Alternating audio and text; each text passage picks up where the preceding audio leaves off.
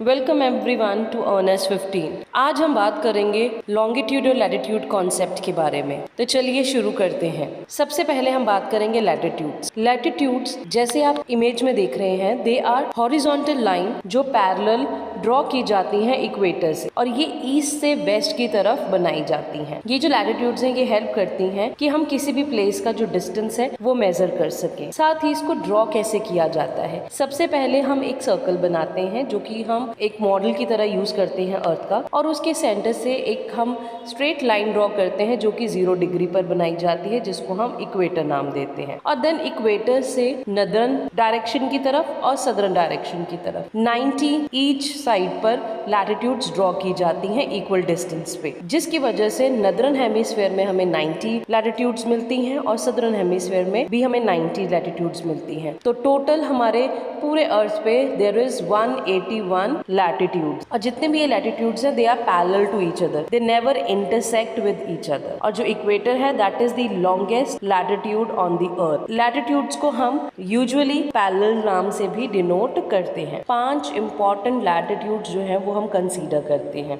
As you can see in the figure, in the northern hemisphere we have Arctic circle जो कि 66.5 degree north पर situated है। Then we have Tropic of Cancer latitude जो कि 23.5 degree north पर situated है। Then in the southern hemisphere we have Tropic of Capricorn जो कि 23.5 डिग्री साउथ पर सिचुएटेड है, और अंटार्कटिक सर्कल जो कि 66.5 डिग्री साउथ पर सिचुएटेड है। If you notice I have said north and south with each of the latitudes. भी लैटिट्यूड्स के पीछे नॉर्थ लगा होता है, वो लैटिट्यूड्स नदर्न हेमिस्फीयर में सिचुएटेड होती हैं, जहाँ पर साउथ लगा होता है वो सदर्न हेमिस्फीयर पे सिचुएटेड है। We will talk about the usage of latitude.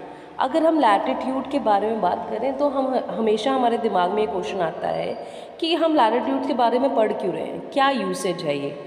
तो किसी भी जगह को अगर आपने लोकेट करना है ऑन द अर्थ तो लैटिट्यूड्स हेल्प करती हैं उसको लोकेट करने में। साथ ही साथ ये लैटिट्यूड्स हमें क्लाइमेटिक जोन के बारे में भी इंफॉर्मेशन देती हैं, जो कि हम आगे पढ़ेंगे। हीट जोन्स के बारे में हमें इंफॉर्मेशन देती हैं, नेविगेशन करने में हेल्प करती हैं, और साथ ही साथ हमें नदर्न और सदर्न हेमिस्फीयर के बारे में भी इंफॉर्मेशन मिलती है। तो चलिए बात करते हैं हीट जोन्स के बारे में या फिर क्लाइमेट जोन्स के बारे में। सबसे पहले हम बात करते हैं टॉरइड जोन की। As you can see in the figure, torrid zone is represented by the orange shade. It lie between Tropic of Cancer and Tropic of Capricorn, and this is the zone which receive high amount of heat. Why? Because यहाँ पे जो sunlight है वो direct पड़ती है, and as we move away from the equator, जो temperature है वो decrease कर जाता है, जिसकी वजह से next zone जो कि temperate zone है वो बनता है। अब temperate zone किस में lie करता है? It lie between Tropic of Cancer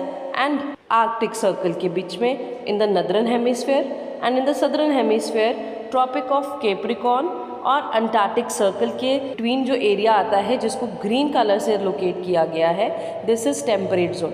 यहाँ पे जो टेम्परेचर है as compare to the torrid zone कम होता है, ज़्यादा गर्मी नहीं पड़ती है as it is away from the equator. Then हम बात करेंगे फ्रिजिड जोन की। फ्रिजिड जोन वो जोन है जहाँ पर फ्रोज़न आइस हमेशा रहती है, यानी कि सबसे ठंडे जो इलाके हैं वो यहीं पर सिचुएटेड है। The area in the northern hemisphere अगर हम बात करें तो वो आता है Arctic circle to the north pole तक का area. Then in the south Antarctic circle से साउथ पोल का एरिया। ये जो जोन है एज इट रिसीव सबसे कम हीट पहुंचती है, जिसकी वजह से ये most of the time frozen ही रहता है। और यहाँ पर जो पॉपुलेशन है यानी कि हैबिटेट जो है वो बहुत कम है या ना के बराबर है। और अगर हम टॉरइड और टेम्परेट जोन की बात करें तो वहाँ पर जो पॉपुलेशन है वो मॉडरेट टू हाई के बीच में ही रहती। So this is all about latitude. So this is all about latitude. अगले लेक्चर में हम बात करेंगे लॉन्गिट्यूड्स के बारे में। सो तब तक के लिए let's grow, learn and shine.